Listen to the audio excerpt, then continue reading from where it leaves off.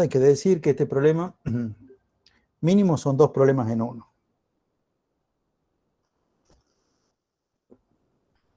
Hay un problema, se dispara una bala de masa tanto contra un péndulo balístico de masa tanto. La bala queda incrustada.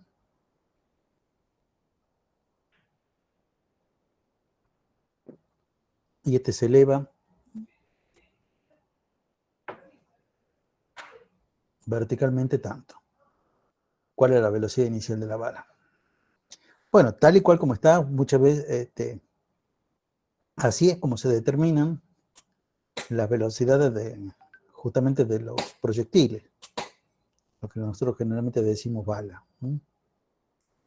La velocidad de las balas generalmente se determina utilizando este sistema que es el que vemos acá. Bueno.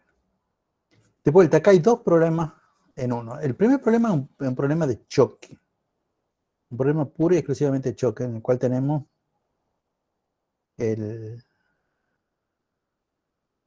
por un lado la bala y por otro lado el péndulo balístico. La bala que tiene una masa, bueno, yo voy a llamar M1 de 0,01 kilogramos, o sea, de 10 gramos, y el péndulo balístico le voy a llamar M2, que tiene una masa de 2 kilogramos. Está bien, la velocidad V1 es la incógnita, la velocidad V2, si leo el enunciado, tengo que entender con que la velocidad V2 es 0. De acá, y la otra cosa que tengo que entender de esto, ¿qué tipo de choque es este? Semiplástico. No. Inelástico. ¿Inelástico o qué de otra forma? ¿De qué otra forma se le dice el choque inelástico? Plástico. Un choque plástico. ¿Cuál es la característica del choque plástico? Que los dos cuerpos quedan unidos y se mueven a la misma velocidad. Muy bien, muy bien. Entonces, bueno, ya lo hemos dicho ya varias veces, está bien que el P del sistema antes igual al P del sistema después, que el P de 1 antes más el P de 2 antes igual al P de 1 antes es igual al P de 1 después más el P de 2 después, pero bueno, en definitiva, terminamos escribiendo una ecuación como esta, y encima como el choque es plástico, las velocidades U1 y U2 son iguales y la puedo sacar del factor común. Y llegamos a esa expresión. De vuelta, esto que está acá no es general, ¿eh? Si yo tendría que corregir, bueno, no sé cómo te pondría si es que empezás con eso. Por lo menos póngame que U1 igual a U2 porque el choque es plástico, ¿eh? Y entonces, bueno, fíjense en que acá, por otro lado, la velocidad V2 es 0, entonces todo este término es 0. Y bueno, lo que pasa es que este es mi incógnita. No puedo saber cuánto vale mi incógnita porque tampoco sé cuánto vale esto. Obviamente esto lo vamos a calcular aparte. Y eso lo vamos a calcular con la otra parte del problema. ¿Qué es lo que le sucede a los dos cuerpos una vez que chocan? Después que han chocado, perdón. Sí, está bien dicho, una vez que chocan. Se eleva a 0,2. Sí, de ahí en más, ya tengo un problema de... El dibujo ya es medio irrelevante. O sea, acá tengo los dos cuerpos juntos, que acá hay que entender que los dos cuerpos juntos se mueven con una cierta velocidad que es U y van a llegar hasta una determinada altura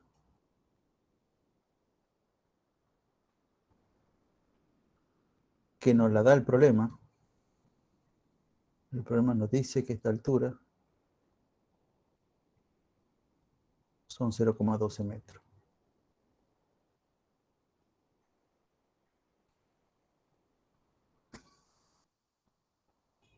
Bueno, con el planteo que obviamente bueno, yo digo obviamente, pero para ustedes evidentemente no es así, pero este es un problema, como varios otros problemas, de trabajo-energía. Este es un problema de trabajo-energía.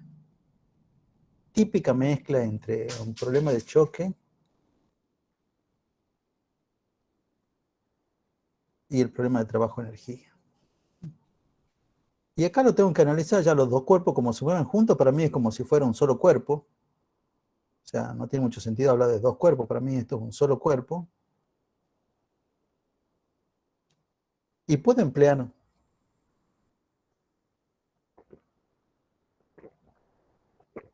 cualquiera de las dos expresiones del teorema trabajo-energía. Pero empleando cualquiera de las dos expresiones del teorema trabajo-energía, tampoco lo voy a hacer esa parte, pero llegaremos a la conclusión que la energía mecánica es constante. La energía mecánica en A es igual a la energía mecánica en B. Y de ahí en más, bueno,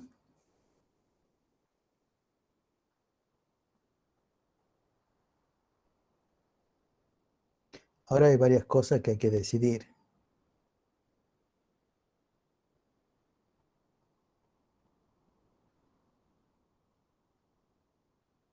Por ejemplo, ¿desde dónde quieren medir alturas? Bueno, primero, obviamente, antes de eso, deberían de decir, bueno, esta energía potencial, ¿qué energía potencial es?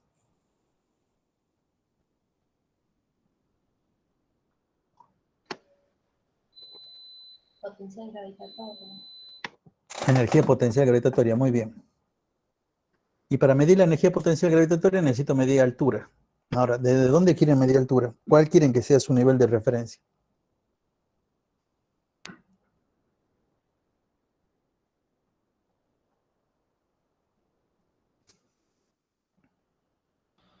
Que nada sea cero. Bueno, perfecto. Yo creo que es lo más conveniente. Siempre lo más conveniente es elegir como el nivel más base, más bajo. Ahí elegir mi h igual a 0. Entonces, en ese caso, la HA es 0 y por lo tanto todo este término es 0. Después hay que darse cuenta otra cosa que tiene que ver con el enunciado. La bala se incrusta en el péndulo y este se eleva a 0,12 metros medidos verticalmente. Bueno, ahí hay que darse cuenta cómo es la velocidad en este punto B.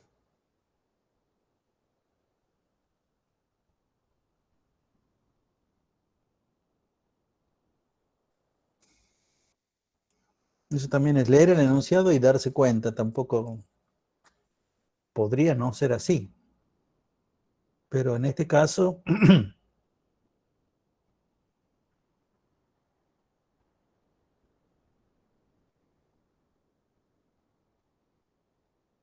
Y en ese punto va a ser cero y después va a volver a ver estaba antes. en ese punto la velocidad va a ser 0. O sea, acá como la velocidad en B es 0, todo este término es 0. Y por lo tanto, ahora yo voy a desarmar la energía cinética en A, que es un medio de la masa total, o sea,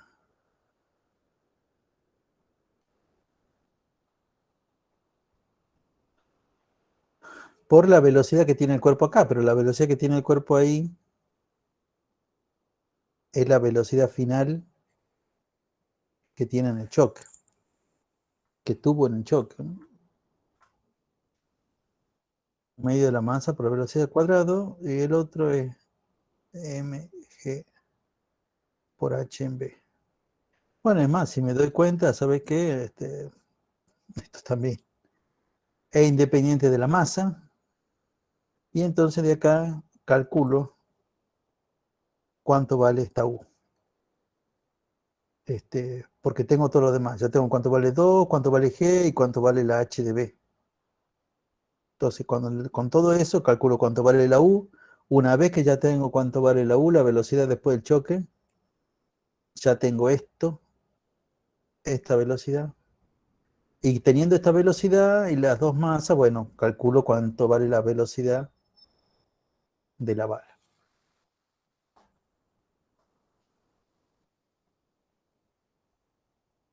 Típico problema, creo que en el último problema también se hace exactamente lo mismo.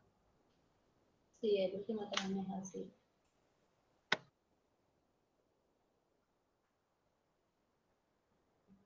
Típico problema, o sea, que mezcla dos cosas. El choque y después del choque sigue algo. Y ese algo generalmente tiene que ver con trabajo-energía. Típico mezcla choque con trabajo-energía. El choque dura un instante muy pequeño y sucede todo en el mismo lugar.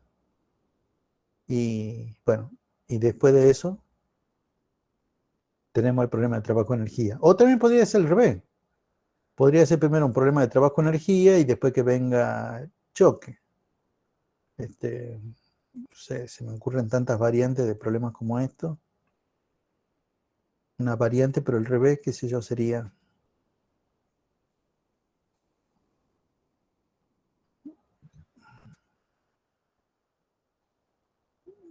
Podríamos plantear esto así.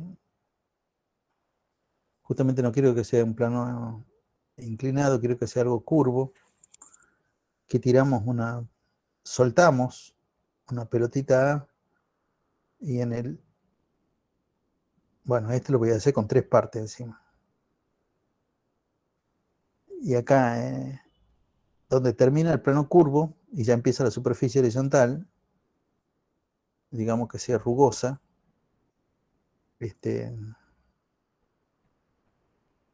hay otro cuerpo B. Digamos que le doy las masas de los dos, digamos que le digo que este está inicialmente en reposo. Bueno, este también. Por decir, ¿eh? Y después, digamos que después del choque, le digo que el cuerpo A rebota con una velocidad de, qué sé yo, 2 metros por segundo. Obviamente acá le tengo que decir cuánto vale la altura esta. 5 metros, por decir algo. Que el cuerpo A rebota con una velocidad de 2 metros por segundo. Entonces acá realmente tenemos 3 problemas en uno. Hay toda una primera parte, que es cuando el cuerpo A cae. Esto lo podemos hacer por trabajo de energía. Después viene el choque. El choque sucede acá mismo, en este mismo momento. Y el tercer momento es cuando el cuerpo B, después del choque, se ha movido una determinada distancia.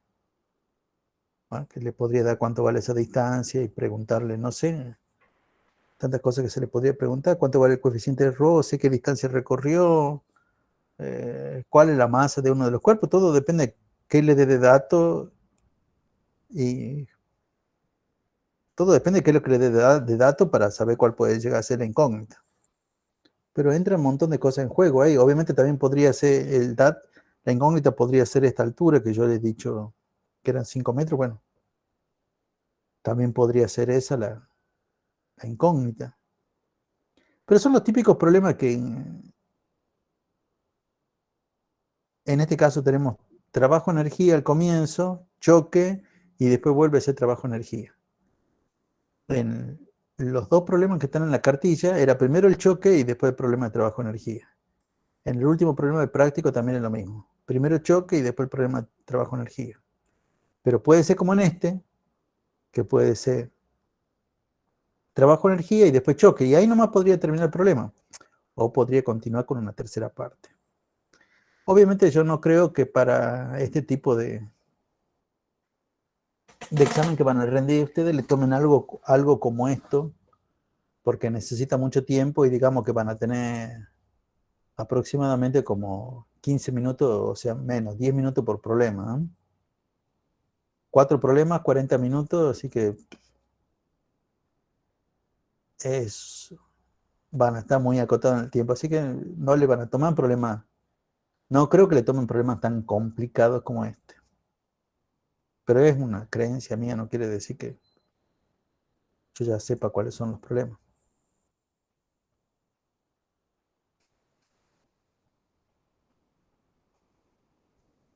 Profe, Sí, yo tengo una duda en uno de los ejercicios de los parciales que han pasado.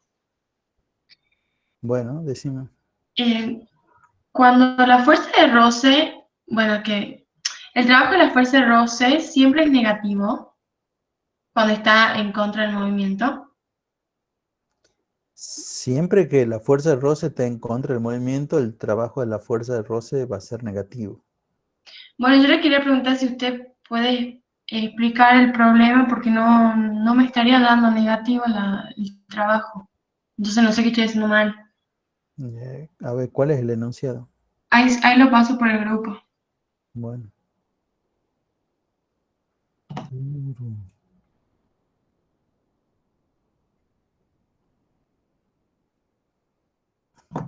Ahí lo pasé, profe, el enunciado 2. El problema número 2. Bueno, espera que yo abra porque tenía cerrado todas las otras pestañas. El problema 2 me estás diciendo. Sí.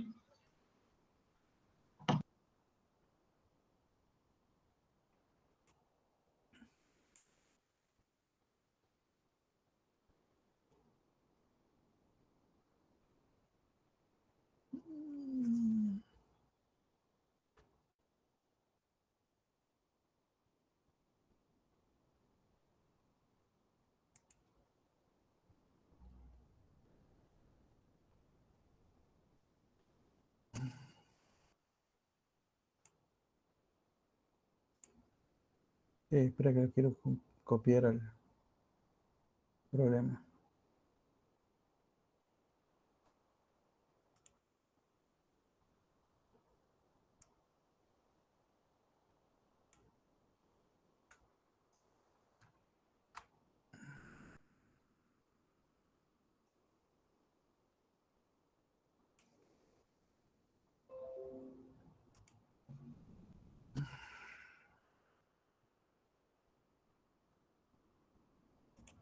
Bueno,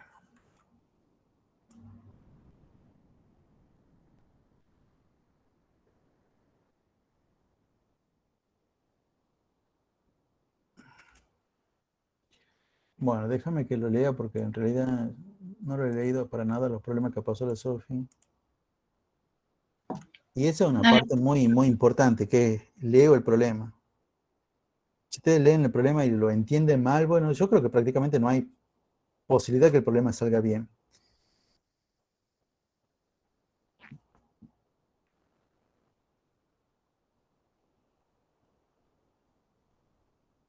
Sobre dicho cuerpo, actúa una fuerza paralela al plano. Tiene sentido del movimiento. El valor de dicha fuerza es tanto. La velocidad del cuerpo en la base del plano era de 3 metros por segundo. Y luego recorrer 20 metros. La velocidad de 2 metros por segundo.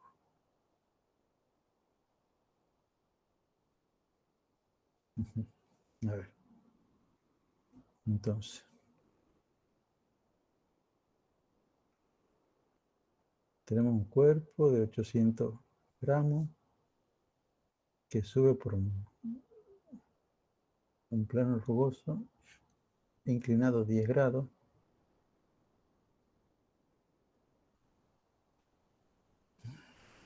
Sobre dicho cuerpo, bueno, primero me dice que sube, ¿ah? O sea, el cuerpo sube. Yo le pongo una B, bueno, una B. Sobre dicho cuerpo actúa una fuerza F paralela al plano y en el sentido del movimiento. Ah, bueno, qué suerte.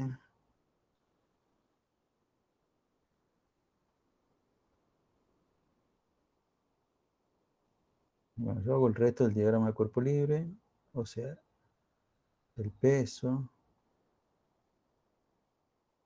anormal, como el cuerpo sube, debe haber una fuerza de roce, vaya por el otro lado. Fuerza F dice que es 1,8. O sea, no leo muy bien ahí, pero Sí, profe, yo puse 1,8, pero no sé qué dice bien. sí, el ángulo alfa dice que es de 10 grados, ¿verdad? Sí.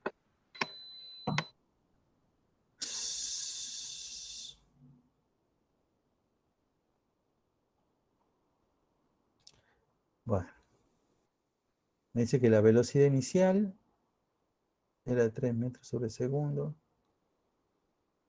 Y luego de recorrer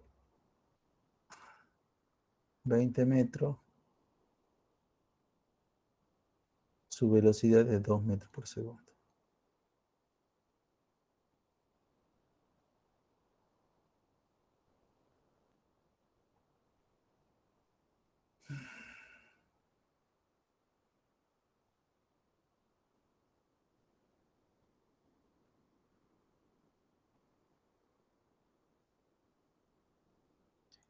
Eh,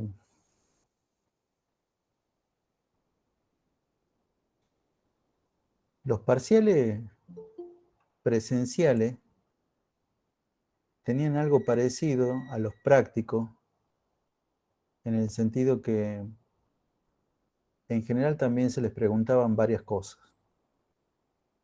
Nosotros hemos quedado, yo espero que todos los profesores también lo cumplan, pero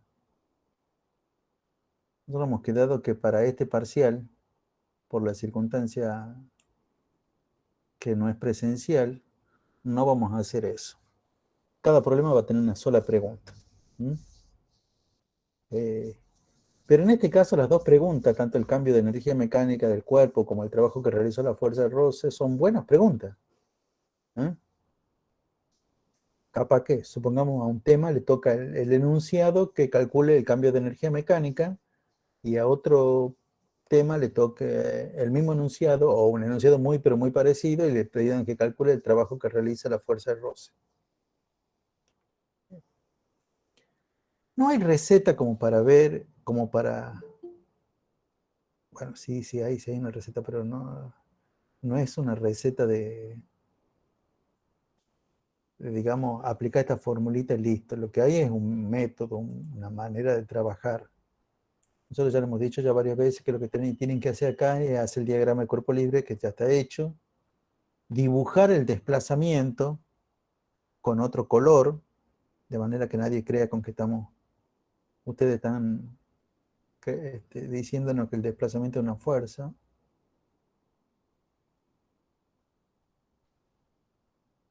Como para que sepamos bien cuál es el ángulo entre el desplazamiento y cada una de las fuerzas, ¿no? Yo lo voy a hacer punto por punto, pero acá yo tengo muy presente qué es lo que me están preguntando. El punto A es muy simple lo que le piden. La variación de la energía mecánica. Y hay un montón de formulitas que se me ocurren para la variación de la energía mecánica. A ver, una formulita como... Profe, yo le hice con que la variación de la energía mecánica es igual a la variación de la energía cinética más la energía potencial, más la variación de la energía potencial. Muy bien. Esta formulita no sé si está entre el conjunto de formulitas, creo que no está entre el conjunto de formulitas que nosotros vemos, que aparece ahí. ¿Se acuerdan que yo ayer le he pasado cuál era el borrador de la fórmula que iban a utilizar? Bueno, a ver, descompongamos esto de la manera conveniente en base a los datos del problema. ¿Cómo me convendría expresar eso? La variación de la energía cinética. La energía cinética final y la energía cinética inicial. Sí, la verdad no está mal. Perfecto. ¿Y cómo más? O sea, está bien eso, ¿eh? Pero ¿cómo más? Porque yo no tengo cuánto vale la energía cinética final ni tengo cuánto vale la energía cinética inicial. Un medio de la masa por la velocidad 2 al cuadrado menos un medio de la masa por la velocidad 1 al cuadrado. Bueno, Disculpen, a ver. Me saco yo de acá. Sí, tiene toda la razón. 102 como la velocidad final y 1 como la velocidad inicial. Sí, esa está perfecta porque ahí ustedes ya tienen todo. Yo les digo esta, que la podríamos tomar directamente como que me corta un montón de camino.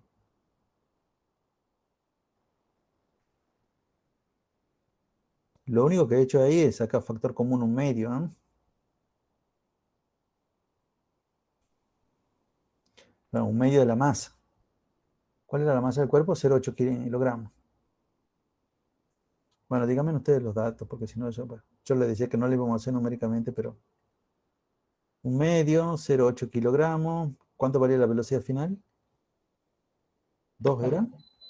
Sí, 2. Sí, 2. Al cuadrado, bueno, van a ser 4 metros cuadrados sobre segundo cuadrado. Y la velocidad inicial que era 3, pero al cuadrado son 9. Metro cuadrado sobre segundo cuadrado. Lo que sí, chicos, les voy a pedir que no me pregunten ¿y cómo hace para calcular eso? Bueno, chicos, ustedes lo reemplazan, ustedes lo calculan. Yo lo estoy haciendo únicamente para que los que me siguen puedan hacerlo más rápido. A ver, ¿qué tenemos? ¿Cómo es esto? El resultado final es menos 2 joules, profe. ¿Cuánto? Menos 2 joules. Serían 5. Sí, menos 2 joules. Muy bien. O sea que ya sabemos que la variación de la energía cinética son menos 2 joules. Ahora vamos a calcular la variación de la energía potencial. Formulita para la variación de la energía potencial. Hay muchas formulitas posibles. Igual que también había muchas formulitas posibles para la variación de la energía cinética, hay muchas formulitas posibles para la variación de la energía potencial. Pero teniendo en cuenta estos datos, ¿cuál será la variación de la energía potencial que me va a permitir resolver el problema rápidamente?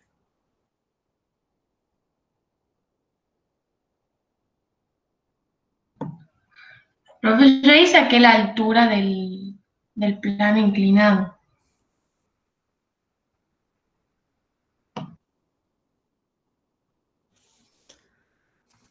Era eso lo que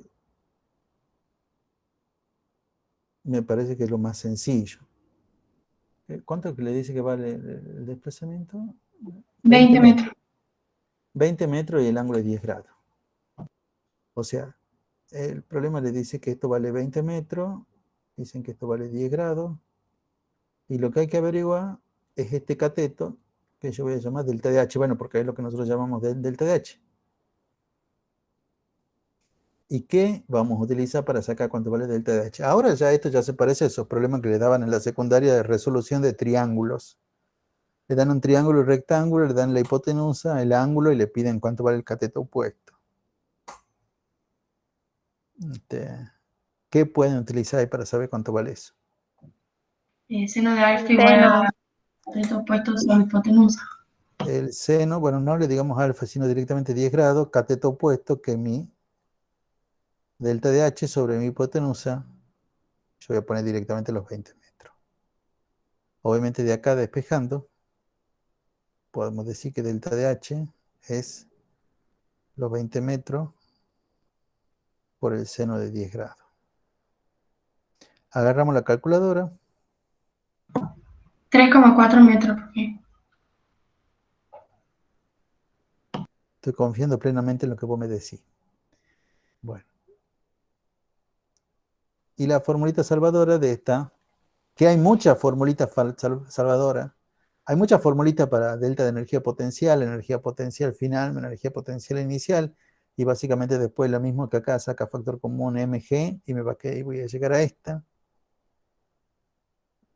Acá de vuelta la masa son los 0,8 kilogramos, que son los 9,8 metros por segundo cuadrado.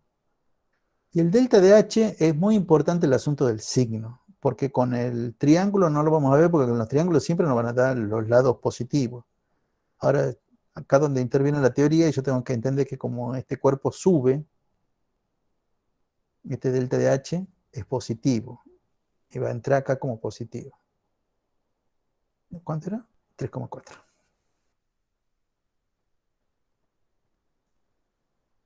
Bueno, meto todo eso en la calculadora y la calculadora me dice que esto vale 26,6. 26,6 joules. Y bueno, ahí ya entonces ya pasó a ser un chiste calcular la variación de la energía mecánica porque he calculado la variación cinética por un lado y acabo de calcular cuánto vale la variación de la energía mecánica de potencial, 26,6 joules. Bueno, sumo las dos y obviamente esto me va a dar 24,6 joules. Tranquilamente el punto A puede ser el enunciado del parcial que tienen que rendir el lunes. Tranquilamente. O sea, donde yo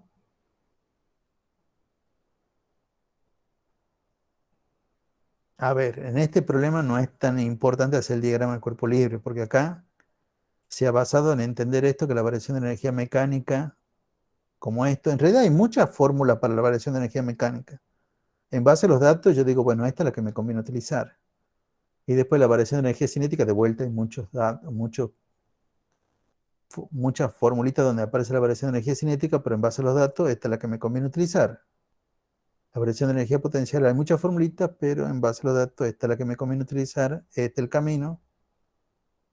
Y bueno, y ahí se termina todo lo que es el punto A. Para el punto B, que es el trabajo que realiza la fuerza de roce, ahí sí va a ser necesario que hagamos el diagrama del cuerpo libre, cosa que cuando hacemos cosas como esto, si no me hacen este diagrama del cuerpo libre en puesta el desplazamiento, bueno, no sé si van a tener algún puntaje.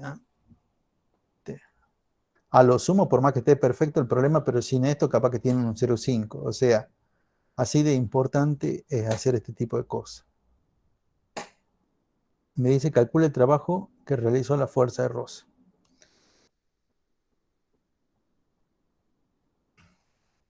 Y a mí de una se me ocurren,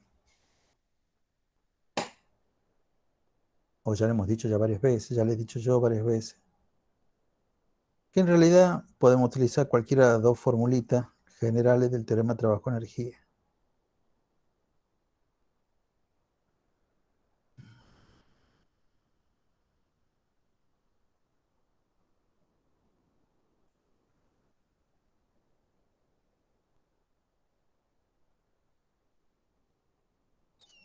Todo está en lo que, yo creo que lo más importante es en lo que ustedes entiendan.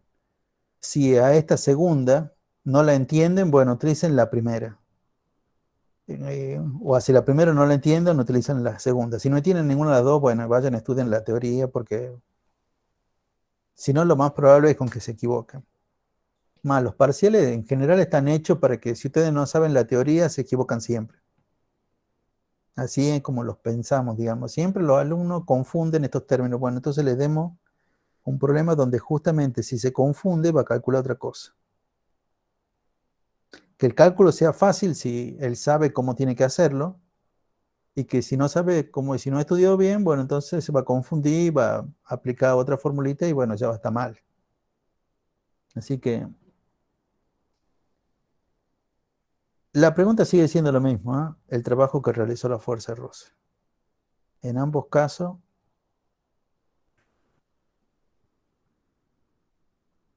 este es la incógnita, el trabajo de la fuerza de roce.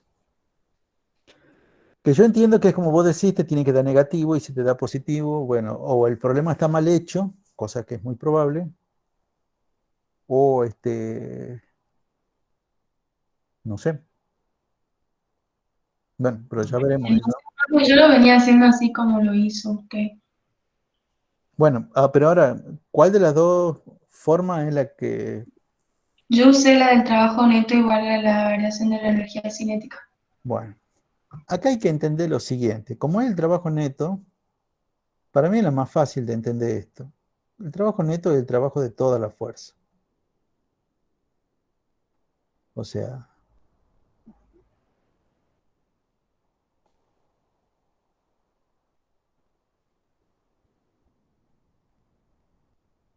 yo sumo absolutamente todos los trabajos. Bueno, es cierto, esta parte también la voy a hacer medio rápido, pero medio rápido nomás. Porque en realidad quiero ver si me da positivo o negativo, o sea, lo tengo que resolver numéricamente. ¿Cuál de todos estos trabajos le va a dar 0? El El de trabajo la- era normal y del peso. Ah, no, del peso no. Muy bien, del peso no. Del peso no. ¿Mm? Esta es mi incógnita. Lo cual quiere decir que yo para resolver esto, en realidad tengo que conocer todo lo demás. Es igual, bueno, la variación de la energía cinética. Pero fíjense que ya del punto anterior ya está calculada la variación de la energía cinética. ¿Mm? Eh,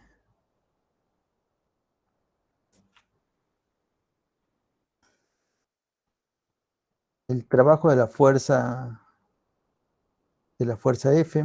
Bueno, esto lo voy a hacer de este lado. Bueno, no. A ver. Claro, Sí. pero yo me di cuenta que lo hice de ese lado y cuando pasé los términos no me quedaba el negativo. Espera. Eso es lo que quizás te confunde. Al trabajo de la fuerza lo voy a poner como fuerza, desplazamiento y el coseno de cuánto. De 0. De Muy 100. bien, muy bien, muy bien. Y ahí sí, el que voy a mandar para el otro lado va a ser este. Menos el trabajo del peso. Resolvamos esto. ¿Cuánto valía la fuerza? La fuerza me han dicho que valía 1,8 newton. El desplazamiento son los 20 metros. Bueno, y el coseno de 0 que es 1. Trabajo de la fuerza de roce. Pero ¿por qué yo lo he hecho así? Aquí es igual menos el trabajo del peso. Al delta de Q. No. Energía potencial. Variación de la energía potencial. Muy bien, es igual a la variación de la energía potencial. Entonces, como acá tengo menos trabajo del peso, esto es la variación de la energía potencial. Y junto los dos me dan la variación de la energía mecánica.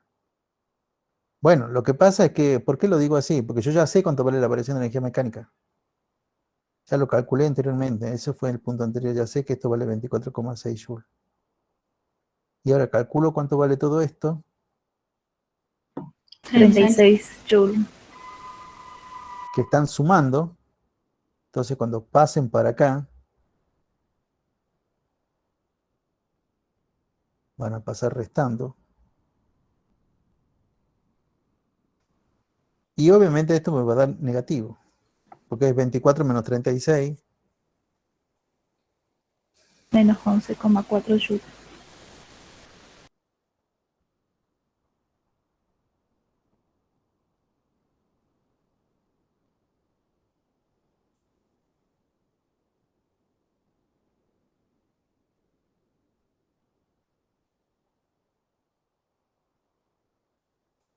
Si hubieran empleado esta, obviamente también tienen que llegar al mismo resultado.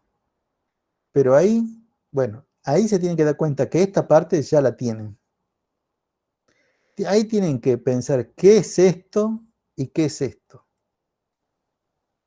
Y eso es teoría, ¿no? No tienen que pensar, ahí tienen que recordar de teoría qué son esos dos términos que tienen el signo de pregunta arriba, ¿no? Y eso es teoría, que son esas cosas que no le tomamos, pero si ustedes no lo saben, y bueno, no van a poder resolver el problema, o no van a poder resolverlo bien. Ahora, ¿cuál ha sido el error? ¿Por qué es que te daba negativo a vos? Porque lo acabamos de hacer y me dio, perdón, ¿por qué es que te daba positivo?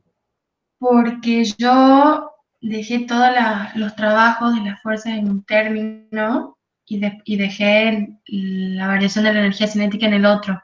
Calculé todo en ese término y de ahí los pasé. y no me daba negativo. Y bueno, yo creo que has pasado mal. En algún momento has pasado algo mal. Puede ser, no me la fija, profe.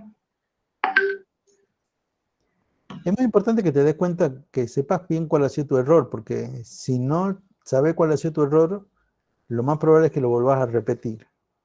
Esta resolución se hizo así porque tenía estos datos. Cuando cambie los datos va a cambiar la manera que lo voy a resolver.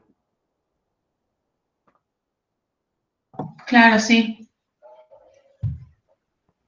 Otra cosa que generalmente se suelen equivocar es que acá me ponen menos trabajo de la fuerza de roce. Y eso no es así, porque el trabajo neto es la suma de todos los trabajos. Es cierto que algunas de esas cosas son negativos, pero yo el símbolo que pongo son siempre el de suma. ¿Mm?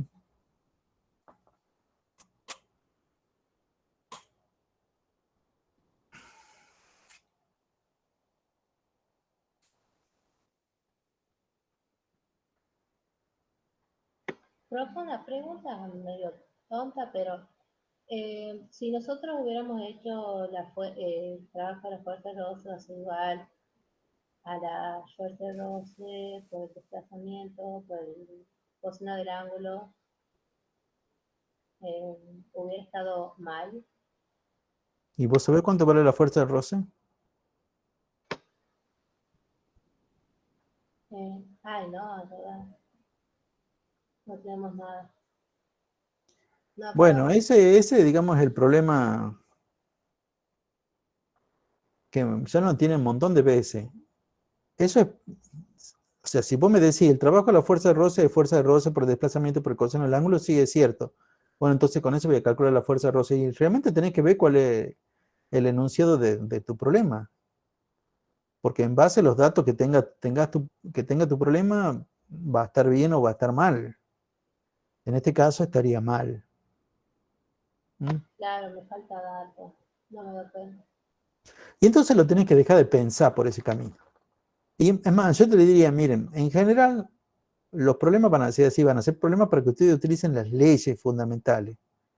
Y ahí utiliza, si vos pensás que eso se va a resolver con trabajo igual a fuerza por desplazamiento por coseno del ángulo, estás empleando la definición. Bueno, sí, no es tan difícil, pero en general lo que se va a atender en este tipo de temas es que utilices la ley. Y la ley acá es que o el trabajo neto igual a la variación de la energía cinética, o esta otra que el trabajo de la fuerza externa igual a la variación de energía mecánica más el delta de Q. ¿Mm? Sí, y a la hora de trabajar nosotros nunca nos piden, por ejemplo, trabajar exactamente o el trabajo neto igual a la variación de la energía cinética o el trabajo de la fuerza externa. No, no, no, no, no. Ah, bien. Eso ya es una elección de ustedes. Ustedes eligen Ok. cómo Gracias, quieren profe. trabajar. Profe, sobre lo que acaba de decir, por ejemplo, había algunos puntos de los parciales que nos pasaron que decía calcule el valor, calcule el trabajo de la energía disipada y eso sería delta de Q Calcule el trabajo. de la energía disipada. Bueno, no, no existe eso, el trabajo de la energía disipada. Ah, perdón, de la energía, o sea, claro, o sea, de la energía térmica. Peor todavía. Bueno, te pueden decir que calcules la energía disipada. Claro, eso, sí. O, bueno, que es igual al delta de Q. Sí, ahí yo en ese caso también debería hacerlo con el teorema, o sea, con la segunda forma del teorema, o podría decir el trabajo de la fuerza de roce igual a menos delta de Q, y Claro, bueno, claro, ahí podrías emplear eso. bien, o sea, no es Podrías emplear la primera simplemente diciendo que menos el trabajo de la fuerza de roce es igual al delta de Q y listo. bien, o sea, no es necesario aplicarlo al teorema, o sea, como que podría hacerlo de la otra manera. A ver, a ver, a ver. No sé si no estamos así. Pues estás entendiendo lo mismo que yo quiero decir. Cualquiera de estas dos cosas que están subrayadas en verde, ya sea esto o esto, son dos formas distintas del teorema trabajo-energía. Aplicar cualquiera de esas dos es aplicar el teorema trabajo-energía. El punto A no has aplicado el teorema trabajo-energía. Para el punto A, simplemente con la definición de variación de energía mecánica y la variación de energía cinética y la variación de energía potencial, has sacado lo que te pedía. Pero en el punto B, hemos empleado esta primera forma, la del trabajo neto igual a la variación de energía cinética, para calcular lo que me pide. También hubiera podido emplear la segunda forma para calcular lo que me piden y obviamente también hubiera tenido que llegar al mismo resultado. Sí, eso sí entendí. Yo quería preguntarle, o sea, mi pregunta era si yo podía calcular la energía térmica diciendo que el menos el trabajo de la fuerza de roce es igual a la energía térmica o sí tenía que hacerlo con la segunda forma del teorema. Mira, de vuelta, no... Nunca hablamos de energía térmica, por lo menos en este primer cuatrimestre hasta el momento no hemos visto nada que tenga que ver con energía térmica y este delta de Q no es energía térmica, ¿no? Energía Sí, disipada sería. bueno, entonces energía disipada sí. Este Bien, delta de Q es la energía disipada, sí, bien. pero no es la energía térmica. Ok, profe, gracias.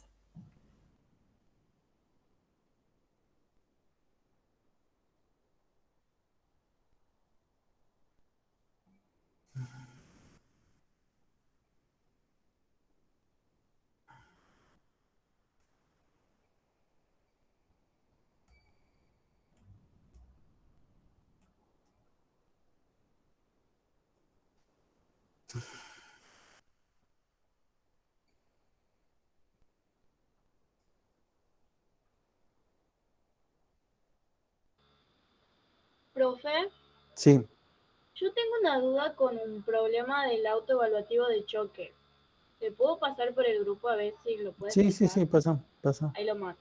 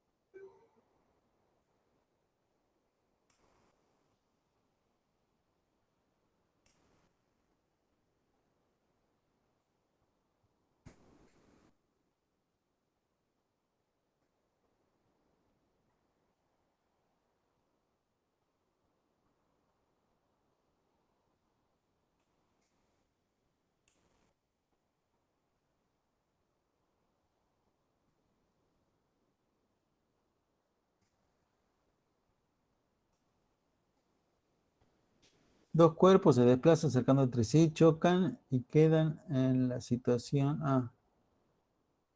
Bueno, esto es muy simple, pero bueno, lo hagamos a ver. Turu, turu, turu.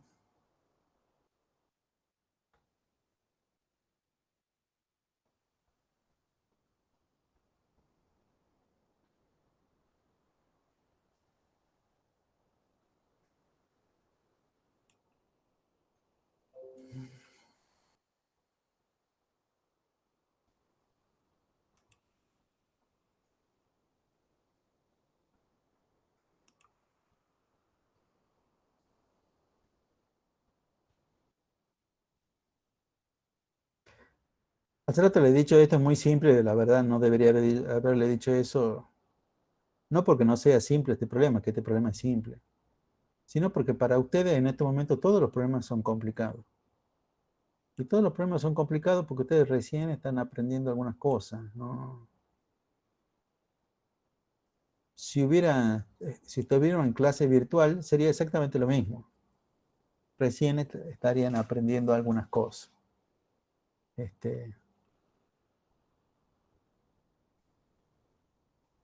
No es que sea malo, pero muchas veces yo pienso que para entender bien una materia como esta hay que recursarla, así, salvo unos que otros afortunados que, bueno, pueden, porque tienen una muy buena base en la secundaria, entonces te pueden entender de primera.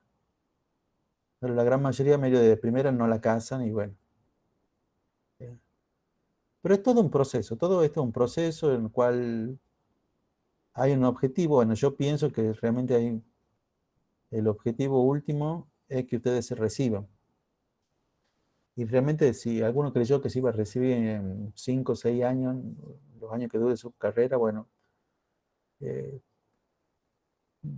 eso es muy poco probable. No es que no sea, no es que no lo puedan hacer, sino que en realidad es muy poco probable. Yo conozco que creo una sola persona que demora 6 meses más de lo que la carrera decía, la carrera de 6 años y ella lo ha hecho en 6 años y medio. Después todas las otras personas han demorado mucho más tiempo, yo incluido, ¿eh? Yo y todos los profesores que ustedes de física conocen, hemos demorado muchísimo más que lo que la carrera decía que duraba. Y es porque todo es un proceso, hay que ir en el medio, hay que tratar de aprender una cosa, aprender otra, y te cuesta salir de algunos viejos esquemas. Lo importante es no decaer, o sea, no dejar que lo agarre la desesperación. Tómenlo como un proceso. Bueno, le leo el enunciado del problema. Dice, dos cuerpos, 1 y 2, se desplazan acercándose entre sí, bueno, y quedan en la situación que muestra la figura. La situación que muestra la figura básicamente es que el cuerpo 1, después del choque, queda en reposo y este cuerpo 2 no me dicen para nada qué es lo que pasa.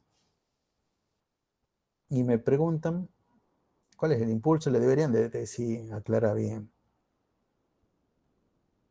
¿Cuál es el impulso neto sobre el cuerpo 2? ¿Mm?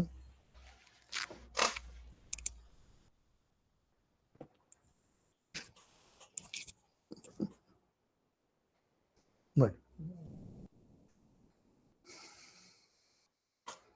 después nuestro problema.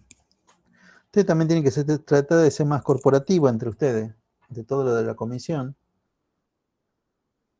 y hacer una captura de pantalla de cada vez que vayan a rendir el evaluativo. Entonces van a tener todas las preguntas del autoevaluativo, las tienen y se las pasan entre ustedes. No para que cuando vayan a rendir el autoevaluativo ya sepan las respuestas, se la pasan el día después, para ir practicando. Porque yo le digo, bueno, ¿por qué le digo que no en el día que vayan a rendir el autoevaluativo? Porque si no, no van a estar midiendo lo que ustedes necesitan medirse, que es qué tanto van aprendiendo. Pero después todas estas preguntas en realidad son muy parecidas a las preguntas de los parciales. Entonces, para que vayan practicando, van sacando cosas. Y más que para los parciales, se parecen a las preguntas de los finales, ¿no? Entonces, sean más corporativos, trabajen más como una empresa, dense la mano uno con el otro, quédense de acuerdo, che, cuando rindamos el evaluativo, hagamos una captura de pantalla y después al otro día, el domingo, nos lo pasamos entre todos, lo subimos al grupo a todas las cosas que vamos haciendo, que en realidad deben ser más o menos, por autoevaluativo, deben ser como, no sé, 40 preguntas distintas, ¿no? Por lo menos hay 40 preguntas distintas. Y entonces, bueno, está bueno como para que ustedes mismos vayan practicando. Bueno, a ver, ¿qué se le ocurre acá? Este también. Re podría ser problema de parciales. Re. ¿Por qué? ¿Por qué re? Porque es muy cortito. Es muy cortito como se resuelve esto. Es muy cortito. Yo cuando lo resuelva, si no se dan cuenta ustedes, lo voy a resolver de una manera larga. Y después les voy a decir cuál hubiera sido la manera corta de resolverlo. Pero, bueno, a ver, idea. ¿Cómo calculamos el impulso neto sobre del cuerpo 2? Formulita, tíreme. La variación de la cantidad de movimiento. Es igual al impulso.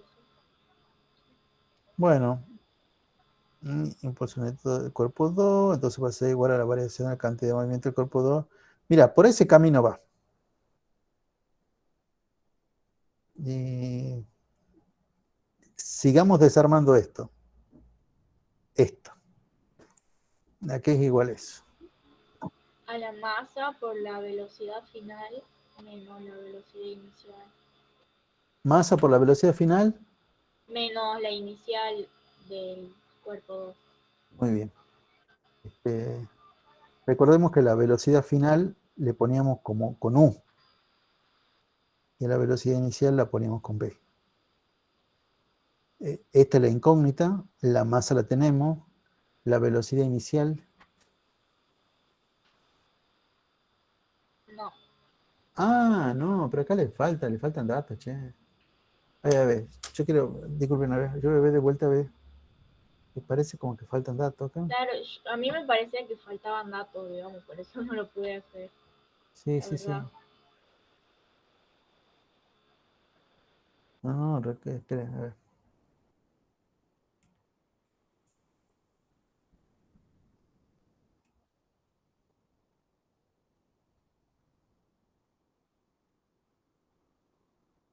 No, sí.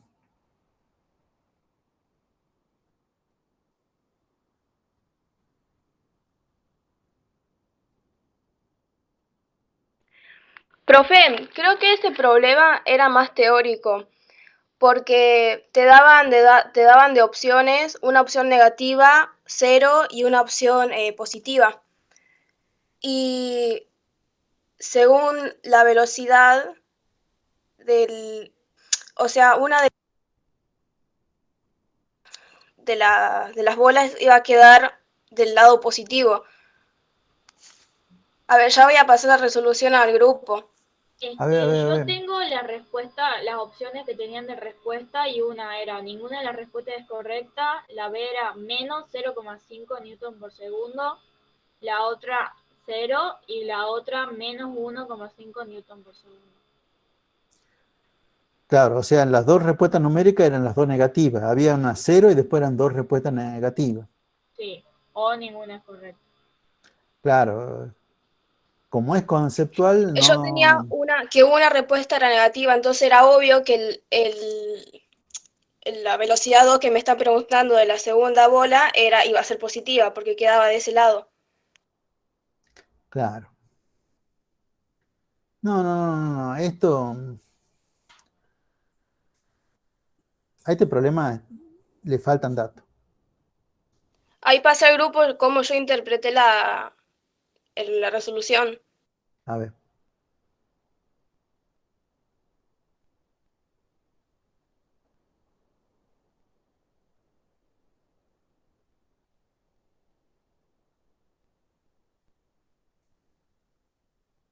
Está bueno esto que vos has hecho.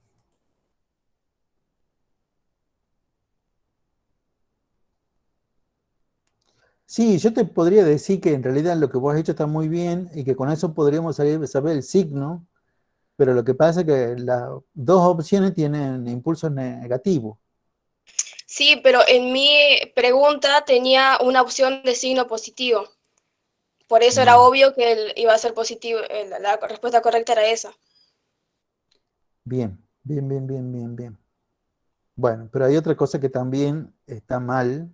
O sea, de vuelta, este problema está mal. Porque le faltan los valores de esto.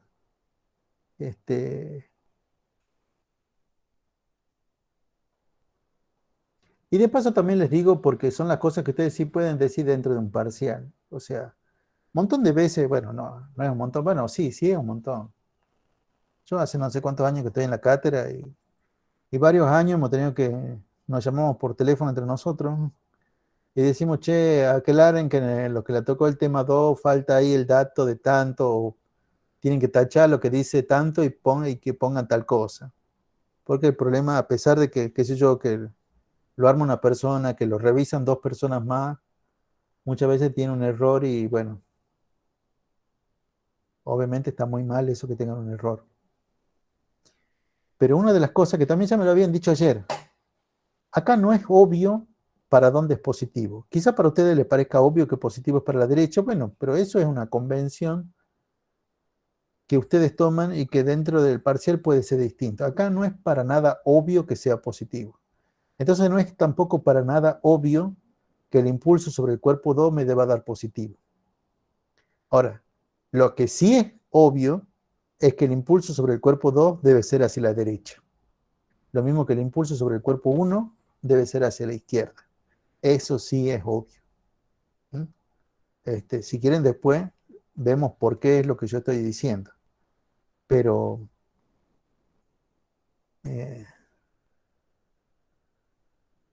para que esto tenga sentido, lo que yo les estoy queriendo decir, digamos que esto sea con 4 metros por segundo, esto sea de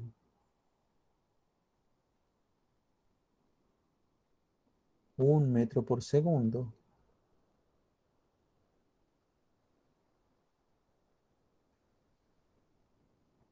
Bueno, y eso nomás. ¿Mm? Esos son los datos que le hubiera tenido que decir el problema. En general, cuando le dicen datos por el estilo, tendrían que haberle dicho la rapidez. O bueno, ¿por qué la rapidez? Porque está desprovista de signo. Estaría mal si le dijesen que la velocidad de uno es de 4 metros por segundo y la velocidad del cuerpo 2 es de 1 metro por segundo. Eso estaría mal. ¿Por qué estaría mal? Porque me está hablando de velocidad y me dice que las dos velocidades son positivas, me están diciendo que las dos velocidades apuntan para el mismo lado, cosa que se contrapone con lo que estoy viendo, que una va para un lado y otra va para otro lado. Entonces, por eso es que no debería decir velocidad, por eso debería decir rapidez, porque la rapidez es el módulo de la velocidad. Entonces está ahí y ustedes son los que le ponen signo, ustedes son los que dicen para dónde es positivo, para dónde es negativo. Síganme en la corriente, hagamos de cuenta que acá le han dado que esta de 4 y de 1 son las rapidez de los cuerpos. Y entonces ustedes primero que nada deben identificar que esto es un típico problema de choque. Entonces, como típico problema de choque, hay una cosa que deben hacer primero que nada y es decir para dónde van a considerar que es positivo. Y en este caso, ¿para dónde quieren que sea positivo?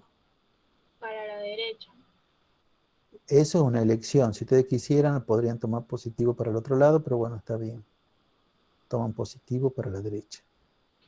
Ahora, habiendo tomado positivo para la derecha, vamos a plantear acá lo que siempre se plantea en todo problema de choque. ¿Qué es lo que siempre se plantea en todo problema de choque? Que la variación de la cantidad de movimiento del sistema es igual a 0. Bien, pero decime eso de otra manera ya más depurada.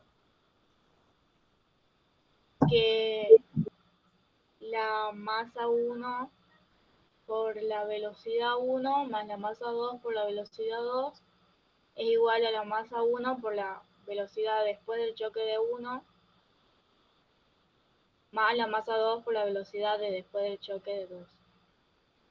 Bien, yo en realidad lo que me quería que me digas era, cuando decía un poco más depurada, es que el P del sistema antes es igual al P del sistema después. Ah, bueno. Y los P del sistema es el P del cuerpo 1 más el P del cuerpo 2, todo antes del choque, y el P del sistema después, el P del cuerpo 1 más el P del cuerpo 2, todo después del choque. Y cada uno de esos P después se desarma en M por B. Bueno, ahora cuando llegamos a la parte del reemplazo, fíjate a ver. Che, ¿están viendo bien todo? Porque está medio oscura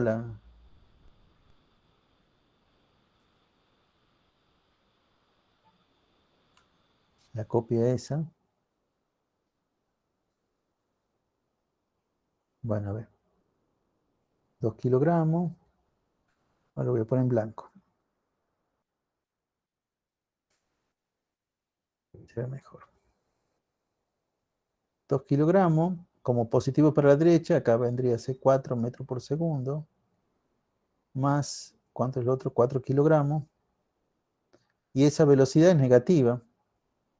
Esa es menos 1 metro por segundo. De vuelta el 2 kilogramos. Pero la velocidad de esa 1 es 0. Y entonces acá tengo 4 kilogramos y tengo cuánto vale U2. ¿Mm? Entonces, bueno, acá 2 por 4, esto es 8. Y kilogramos metro segundo. Y acá tengo 4 kilogramos metro segundo. Y acá estos son... Bueno, lo vamos a hacer un poquito más rápido.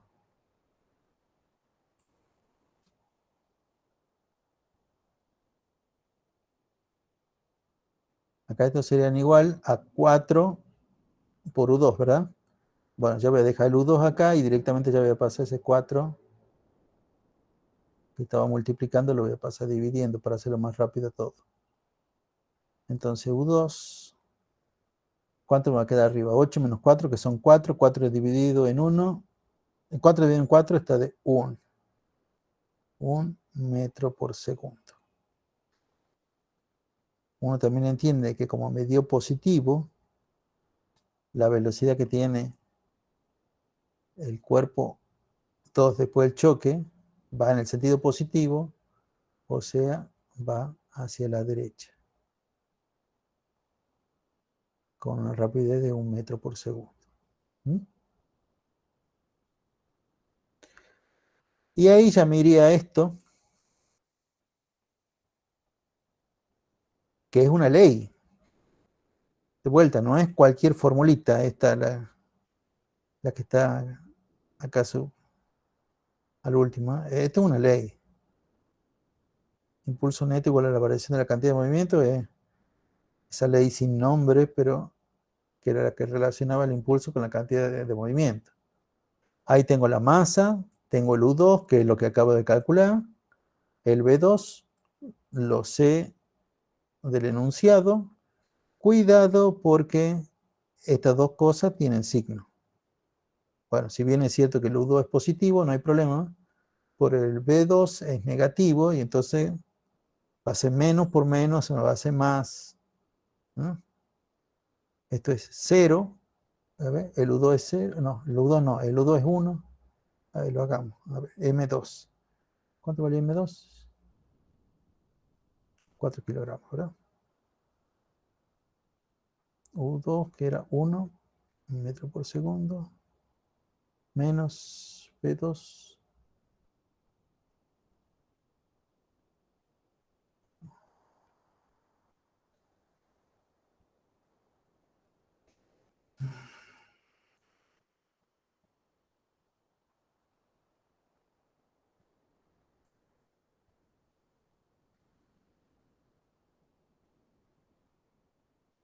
Menos con menos más, 1 más 1, 2, 2 por 4, 8.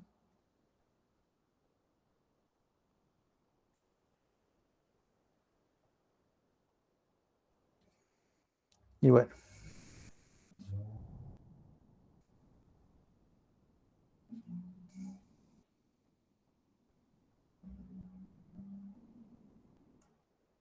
Lo que sí yo me tendría que haber dado cuenta es para dónde apunta.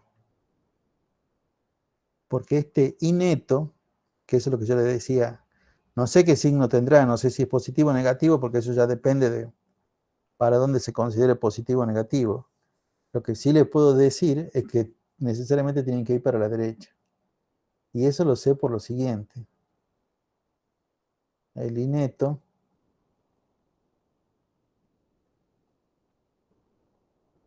una de las tantas acepciones del I neto es que es la fuerza resultante por el tiempo. Estamos hablando del I neto en el choque. ¿Y cuál es la fuerza resultante en el choque? En el choque, lo voy a dibujar ahora el choque. En el choque, ¿qué es lo que sucede acá en el medio? Los cuerpos se están tocando. Esta es la fuerza que el cuerpo 2 le hace al cuerpo 1. Esta es la fuerza que el cuerpo 1 le hace al cuerpo 2. Aparte, sobre cada uno de estos cuerpos está actuando el peso y está actuando la normal, que se cancelan. Por eso lo hago con verdes, porque digamos justamente esas fuerzas se van a cancelar. Es lo mismo acá también, tengo el peso del cuerpo 1, la normal del cuerpo 1, que se cancelan. Entonces las fuerzas resultantes sobre el cuerpo 2 es la F12, esta, y va para la derecha. Como el impulso tiene la misma dirección y sentido que la fuerza, eso es teoría. Entonces de ver el dibujito, nomás yo ya sé que el impulso neto sobre el cuerpo 2 va a ir para la derecha, lo mismo que ya también sé que el impulso neto sobre el cuerpo 1 va a ir para la izquierda. Ahora, si ustedes creen que positivo es para la derecha y negativo es para la izquierda, bueno, eso ya es cuestión de ustedes, no, eso no tiene por qué ser así. ¿Mm?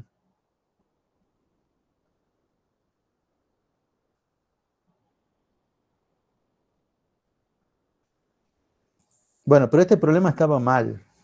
¿Mm? Este problema así, tal y cual, con esos datos, está mal. O sea, no te pueden preguntar eso. Está mal esto. Faltaban los datos por lo menos de las velocidades. De las rapidez deberían de haber dicho. Claro, profe. Muchas gracias. No, de nada. Profe, yo tuve problema con el punto B de un problema de tubo en U. ¿Se lo puedo pasar? Sí, sí, sí.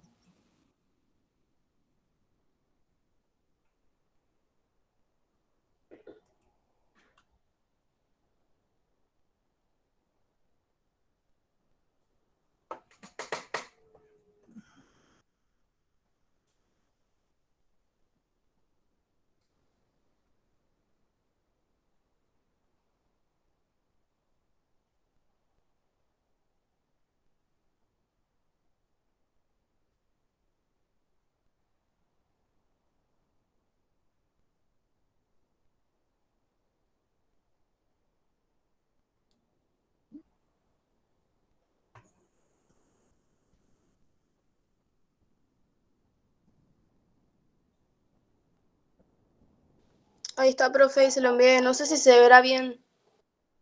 Bueno, ya veo. Mi teléfono también tiene, parece, problema de conexión. No entiendo. A ver. Ah, es que no está conectado a Wi-Fi.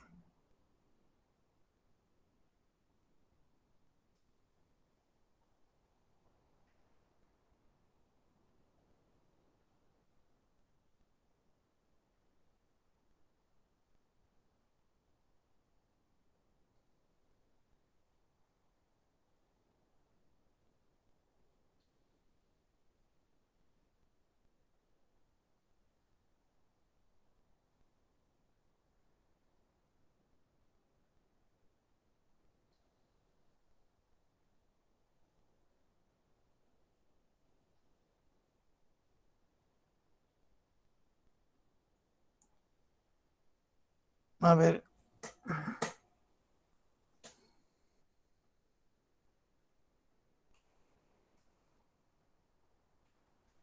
Ahora soy yo que tiene problemas.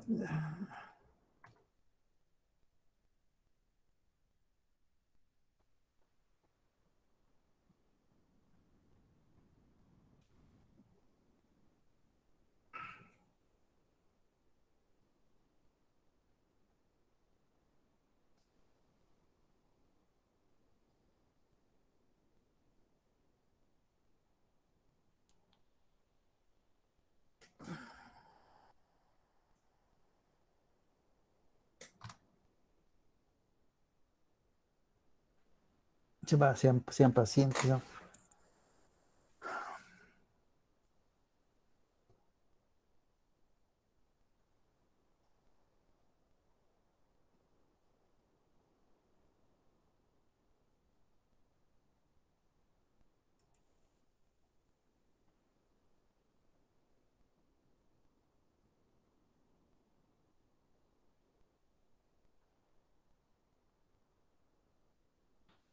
Profe, creo que se cayó WhatsApp. Porque yo estoy desde WhatsApp web y me aparece el teléfono sin conexión y tengo conectada la computadora al mismo wifi del teléfono. a mi hermana le pasa lo mismo. Sí, a mí también. Me funciona todo lo otro menos WhatsApp web. Por si Sí. usted tiene ese problema, digamos, por las dudas. El del celular tampoco funciona. Ah, Es verdad, profe, no se mandan los WhatsApp. Bueno, a mí me llegó, dice, un tubo en U contiene mercurio y está abierto a la atmósfera en ambas ramas. Si se le agrega 12,5 centímetros de agua en una rama, bla, bla, bla, bla, la rama de la izquierda, la altura de mercurio que en la otra rama será mayor, menor o igual, justifique qué altura de un líquido de densidad tanto habrá que agregar en la rama derecha para volver a igualar el nivel de mercurio en ambas ramas. ¿Es ese el problema? Sí, el punto B era lo que no supe interpretar.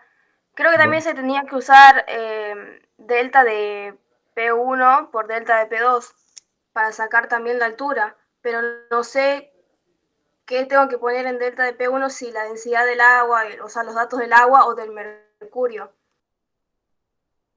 ok.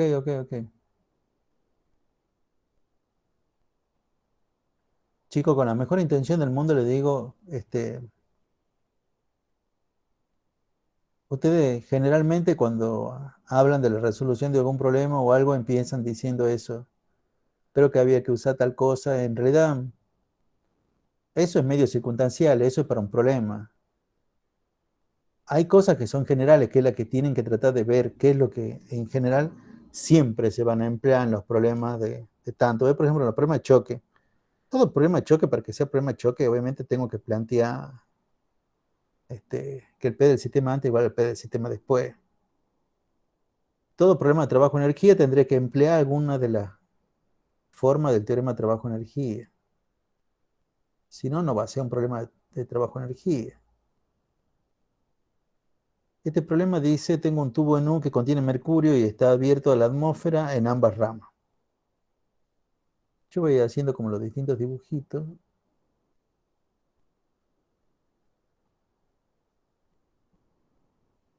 Y de paso también contándole algunas cosas.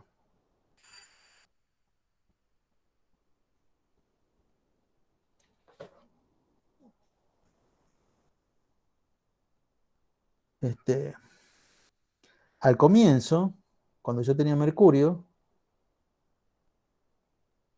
porque ambas ramas están abiertas a la atmósfera, es de entender que las ramas de mercurio, que el nivel de mercurio en ambas ramas eran exactamente el mismo. ¿Mm? Por más que no tengan la misma sección, como está dibujado ahí en ese problema.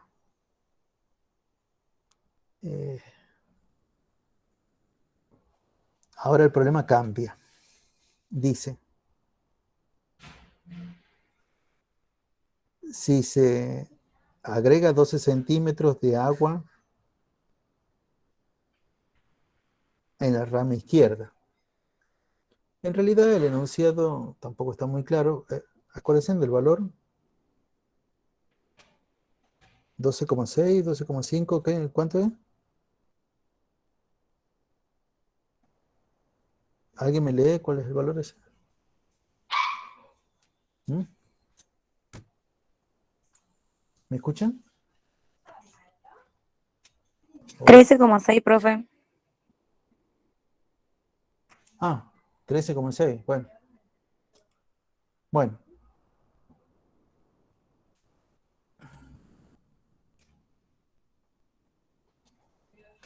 Yo lo que les decía, inicialmente el nivel de mercurio llega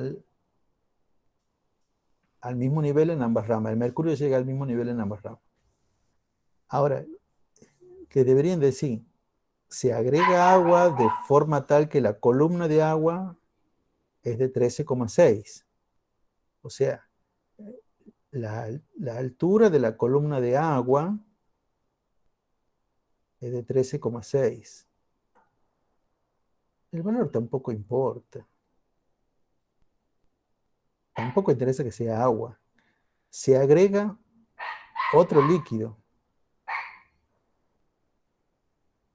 Entonces, ¿qué pasa con el mercurio? Bueno, el mercurio, el otro nivel de mercurio va a estar exactamente acá donde termina el agua, ahí empieza el mercurio. Y por otro lado, ya no están, ambas ramas de mercurio no están al mismo nivel. No es como lo he dibujado ahí, sino que este mercurio está un poco más arriba.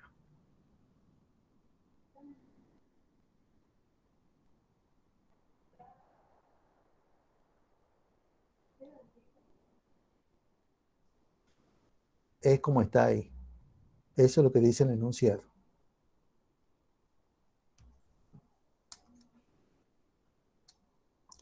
Quiero ver qué dice bien la pregunta. Dice, la altura de Mercurio en la otra rama será mayor, menor o igual. La altura de Mercurio, bueno, también está mal, o sea, parece práctico esto. O sea, porque así de incompleto. La altura debería decir como la altura de Mercurio, o mejor dicho, hay que entender, porque muchas veces lo preguntan tal y cual como está acá, o sea, en forma incompleta. Deberían decir la altura de Mercurio que iguala, o sea, o que equilibra la columna de agua, ¿es mayor o menor? Bueno, está bien, es cierto, es medio tramposo porque yo acá en el dibujo, yo ya he dibujado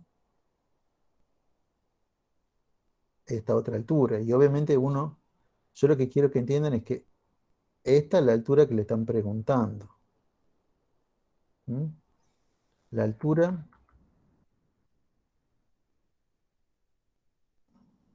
que equilibra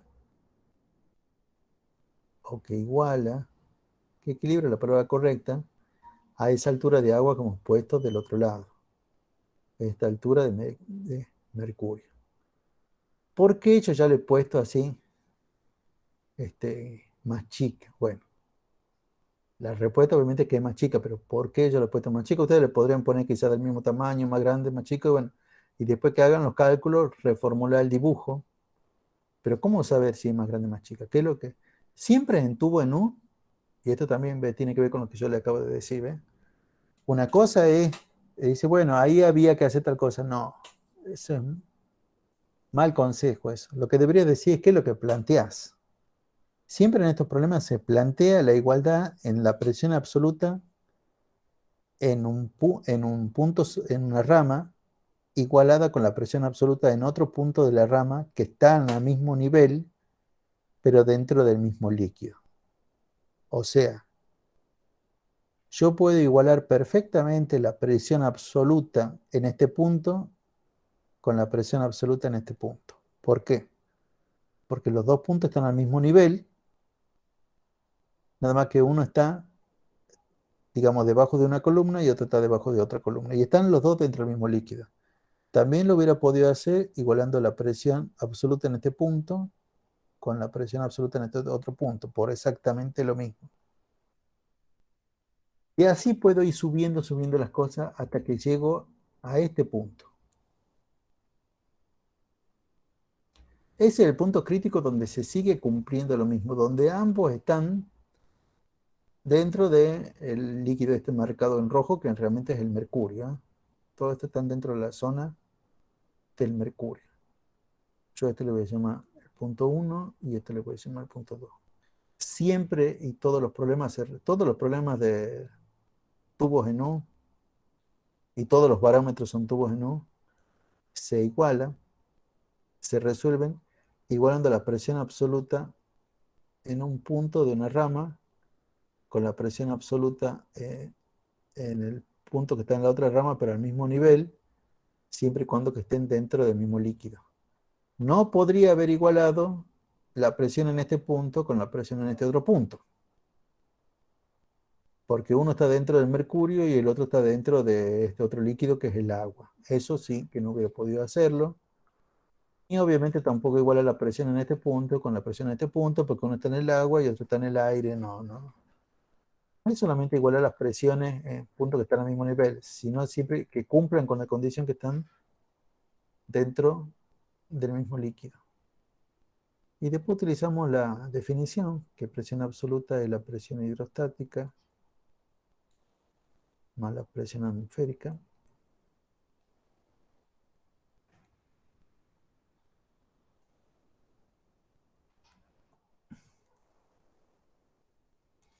Y después, bueno, acá hay que darse cuenta que la presión atmosférica, que yo lo marco con ese triangulito, la presión atmosférica en este lado es igual a la presión atmosférica en este otro lado. Por eso la simplifico. Y como ya me quedan las presiones hidrostáticas en el punto 1, la presión hidrostática del punto 1 va a depender del líquido que yo tengo por encima del punto 1. Que en mi caso es el agua. Densidad por G por la altura del agua. Y la presión hidrostática del punto 2, bueno, va a ser la densidad del mercurio por G y por la altura del mercurio. Y también acá lo que podemos ver es que podemos simplificar esta 2G. Y acá ya se da una cosa que yo calculo que han visto en el cursillo de matemática, que han repasado en el cursillo de matemática, que es lo que se llama razones y proporciones. Si tengo una igualdad donde producto igual a producto, hay otras igualdades donde producto igual a cociente, cociente igual a cociente, pero esto es producto igual a producto. Entonces, donde por un lado tenemos las dos densidades, la del agua y la del mercurio. ¿Cuál es mayor? La del mercurio. Mercurio. Entonces, como el mercurio tiene mayor densidad, tendrá que tener menor altura. Y es por eso que acá yo lo he dibujado con una altura menor. De todas maneras, esto es calculable, ¿eh? O sea, ya con estos datos, fíjense que ustedes a las dos densidades las conocen, porque las sacan de tabla.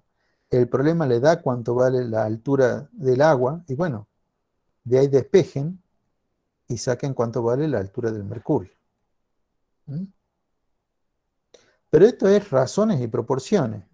A ver, ¿ustedes están haciendo química? Sí, ¿verdad? Química general. ¿Han visto gases en química general? ¿Están viendo gases? ¿Ya han visto gases? Sí, Sí, por ejemplo, sí. Ley de Boyle-Mariot. ¿Qué dice la ley de Boyle-Mariot? que la temperatura está constante. Bueno, que si la temperatura es constante, ¿qué cosa pasa? Varía el volumen y la presión. Pero de forma tal que ¿qué cosa se cumple? Matemáticamente hablando.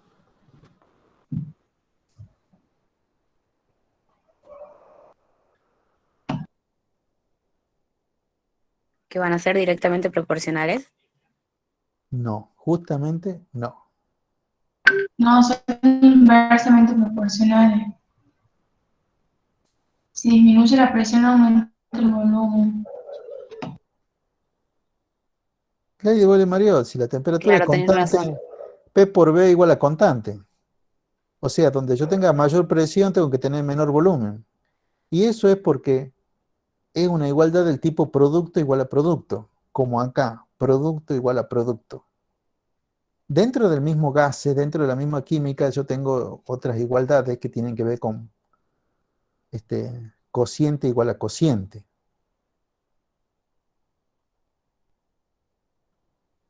Esto que es la expresión matemática de, no me acuerdo si el de Gay-Lussac o el de Charles, pero no importa. Y ese funciona distinto. Supongamos que la temperatura 2 sea mayor que la temperatura 1. ¿Cómo es el volumen 2 respecto del volumen 1? ¿Más grande o más chico? Es más grande. Es más grande. Y este es más chico. A este, el que tiene presión más grande es acompañado de un volumen más chico. Y este, el que tiene la temperatura más grande, es acompañado de un volumen más grande. Porque esto es cociente igual a cociente. Y esto es lo que en matemáticas se conocía como razones y proporciones. A esa B, ¿cómo se dice? Esa D. Tiene distintas formas. Lo puedo poner así, lo puedo poner así, qué sé yo. Matemática aplicada. O sea,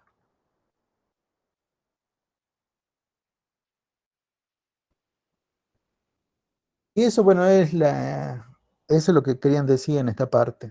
Bueno, ese es el punto A. Y el punto B.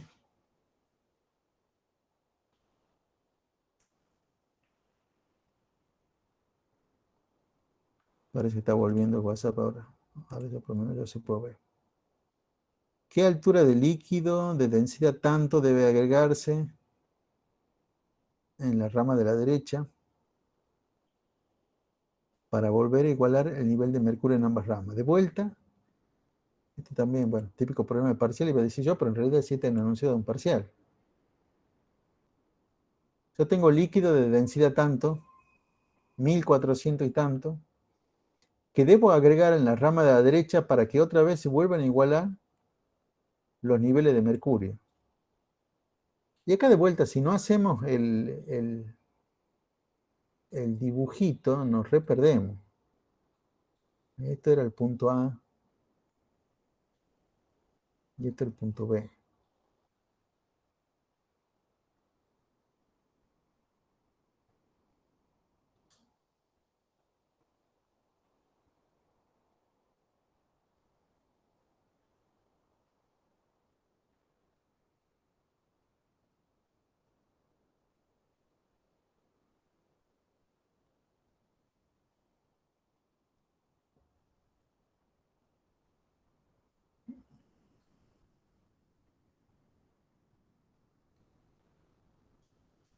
Bueno, a ver.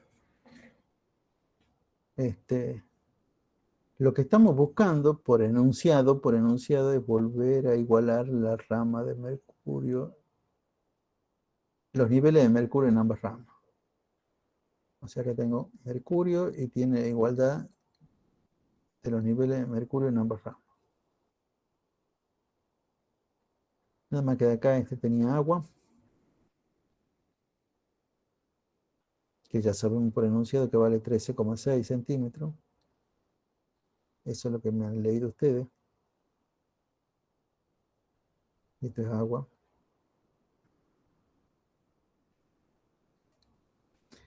Y acá le ponemos otro líquido. Bueno, medio tramposo porque yo ya también ya les estoy diciendo cómo va a ser la cosa.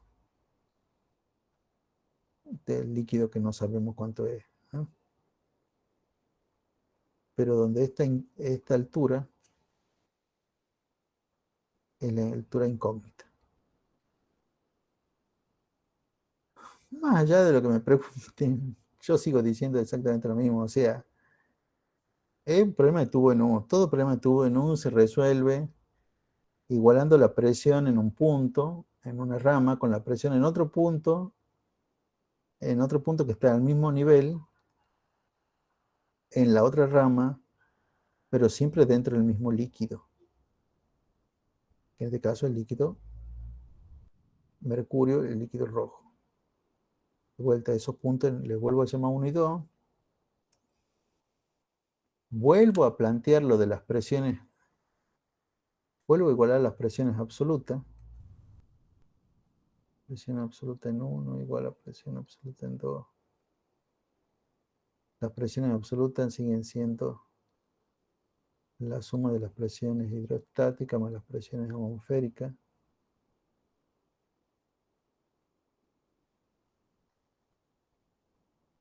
Acá uno tiene la idea, tiene la creencia que en realidad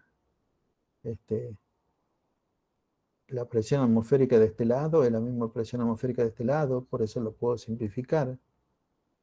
Y las presiones hidrostáticas, en el punto 1 va a ser la densidad del agua, que la conozco, G que lo conozco, y la altura del agua que lo conozco. Y de la presión hidrostática en 2 va a ser la densidad del líquido 2, que me la dan, G, que también lo sé, y la altura, que es la que quiero averiguar. Y si lo quiero hacer todavía más simple, simplifico G con G, y de vuelta tengo producto igual a producto. Entonces yo sé que el que tiene mayor altura, mayor densidad, tiene que tener menor altura, porque es como la ley de Boyle-Mariotte, P por B igual a P por B. Entonces por enunciado este tenía una densidad que era de 1000 y tanto, no me acuerdo bien cuánto era. 1400. Bueno, mayor. Mayor que los 1000 del agua. Bueno, entonces de vuelta, por eso es que este, que tiene mayor densidad, tendrá que tener menor altura. Y es por eso que lo he dibujado así un poquito más chico que la altura del agua. Pero con esta expresión, como ya conocemos las dos densidades y conocemos la altura del agua, despejamos acá cuál es la altura.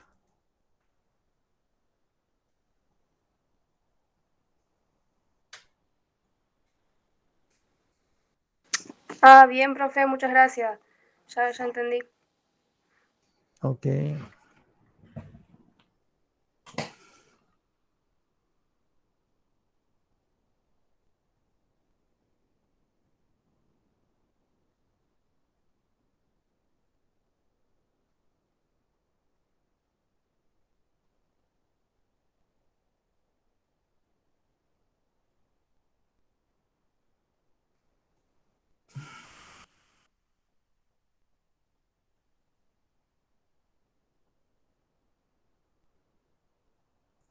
Bueno, ¿alguna otra pregunta más, chicos? Si quieren, obviamente. Profe, ¿podría resolver el 6D de impulso? 6D de impulso.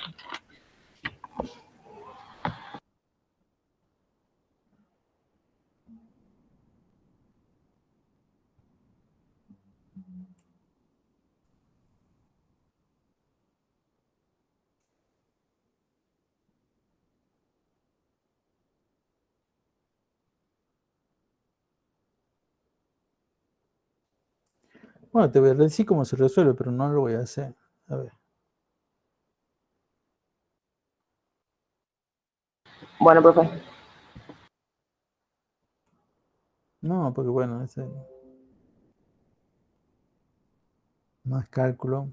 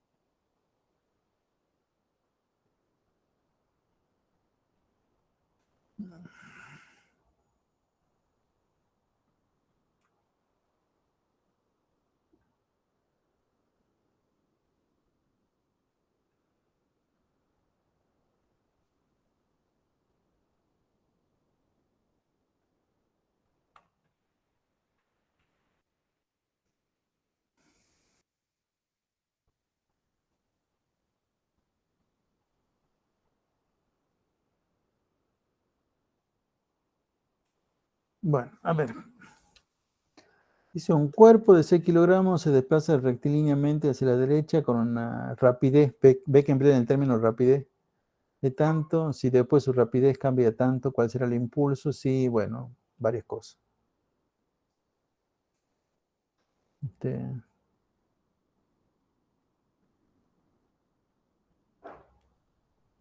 6 kilogramos,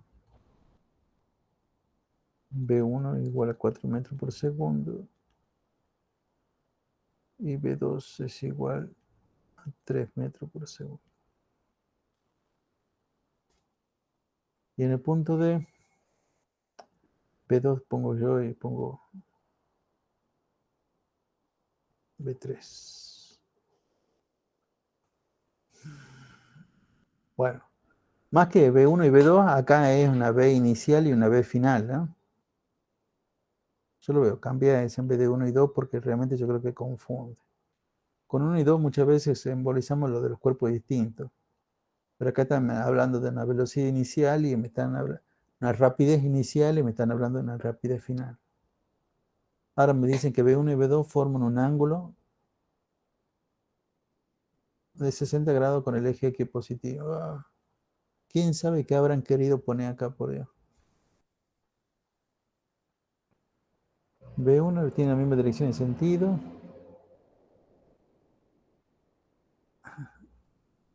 ¿Qué interpretan ustedes por esto? ¿Cómo están B1 y cómo están B2? Parten del mismo punto. Sí.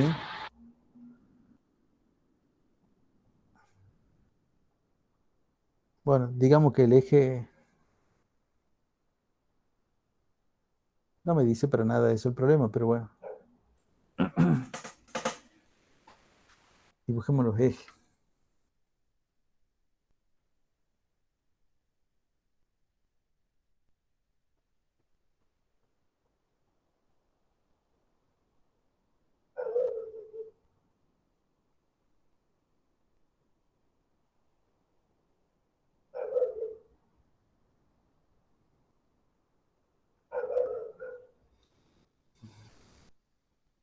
Yo sé que eso es lo que nos dice el problema, pero también entiendo que es como que han querido decir como que B1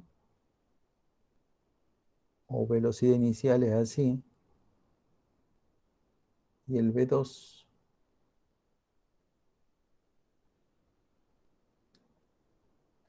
o velocidad final es así. Y que esto es un ángulo de 60 grados.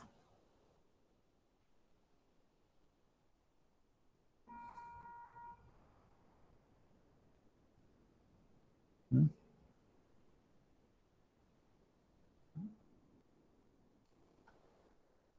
Bueno, acá lo que tienen que hacer son dos cosas.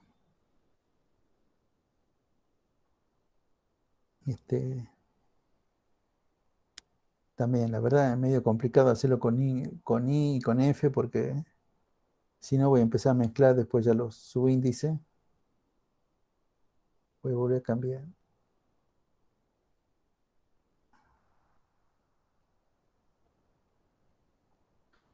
Vamos a hablar de la B1, que es la velocidad inicial, y B2, que es la velocidad final. Necesito sacar las componentes de acá.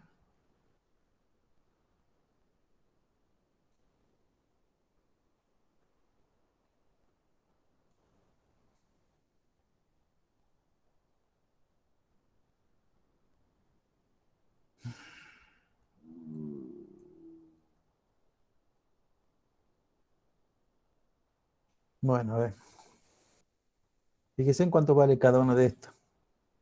Fíjense en cómo he puesto los ejes. O sea, si no dibujo los ejes, acá no puedo hacer nada, ¿no? O sea, porque también depende de cómo es la interpretación que ustedes le dan al problema. Porque ahí nos dice si va a formar un ángulo en sentido horario, si va a formar un ángulo en sentido antihorario. Bueno, entonces, bueno, lo voy a definir yo en base a el problema este. Bueno, ¿cuánto vale la componente esta? Vamos con lo fácil. La B1X. ¿Cuánto vale?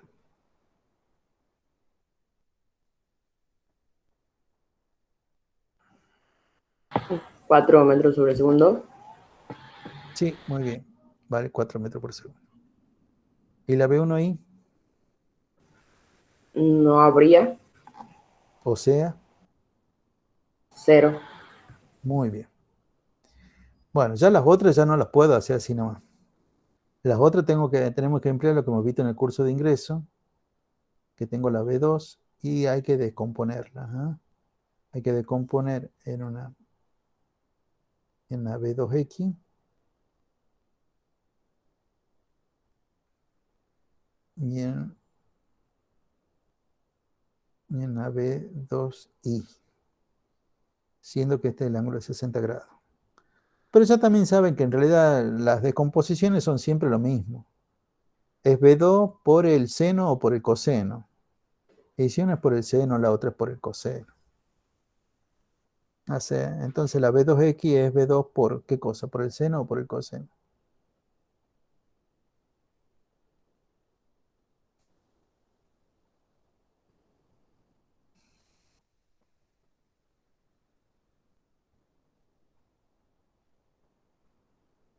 Coseno. Bien, acá por el coseno de 60. Y esto por el seno de 60. Chicos, si no saben eso, repasen la parte de composición de vectores. Y bueno, ya ahora es cuestión de meter los dedos en la calculadora. B2, ¿cuánto era B2? 3. 3 metros por segundo. El coseno de 60 es 0,5. O sea que esto me va a dar 1,5.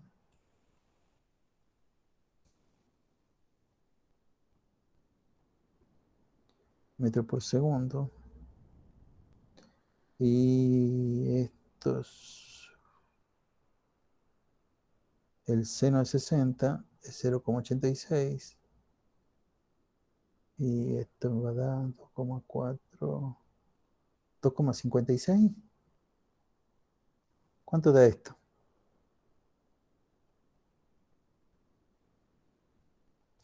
2,58. 2,598. Claro, pero ahí lo tomó el seno de 60 con todos los números, ¿verdad? Bueno, sí, déjame que ponga 2,58 nomás porque yo he puesto 0,86. Bueno, listo. Y entonces empleamos lo mismo que hemos empleado en las otras, nada más que con una pequeña diferencia. En el A y en el B, con una convención de signo, bastaba y sobraba. Tanto en el, bueno, en el C, sí, está bien, tendríamos que hacer Pitágoras también y con eso también andaría. Pero en este problema, para saber el impulso neto, que es lo que me preguntan, ¿cuál es el impulso? Bueno, también tengo que entender ahí que en realidad lo que me están preguntando es el impulso neto. ¿Cuál es el impulso neto? Ahí tengo que entender que el impulso neto, bueno, no es que tengo que entender, tengo que aplicar esta ley sin nombre y tengo que recordar que esto es vectorial.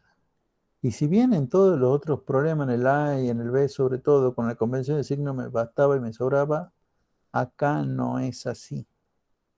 Acá para resolver, y siempre que tenemos un problema ya en 2 dimensiones, tenemos que hacerlo por componentes. Vamos a tener que trabajar tanto esta misma expresión en X y en Y. ¿Y qué quiere decir eso?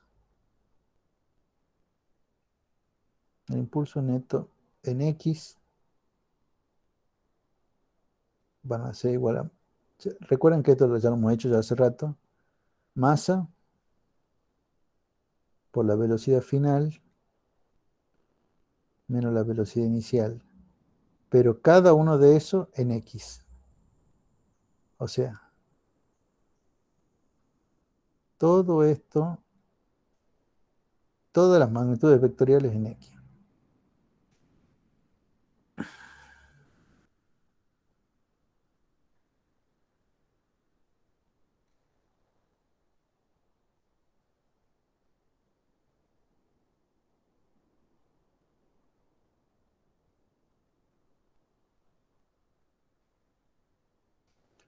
Es como escribir todas esas expresiones. Esto es muy parecido a lo que ya hemos hecho nosotros en el curso de ingreso ya varias veces.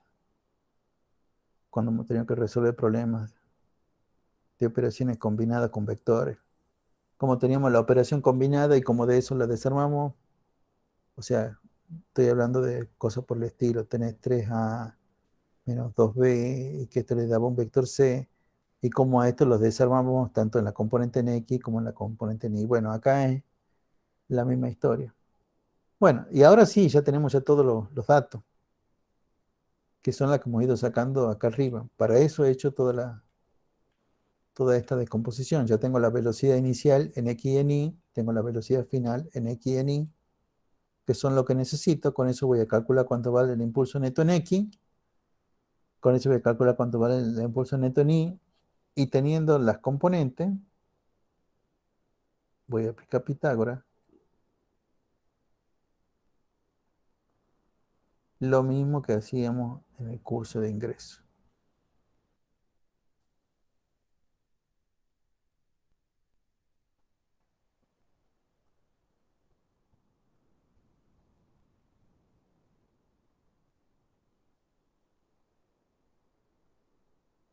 Igualito que en el curso de ingreso, ¿eh?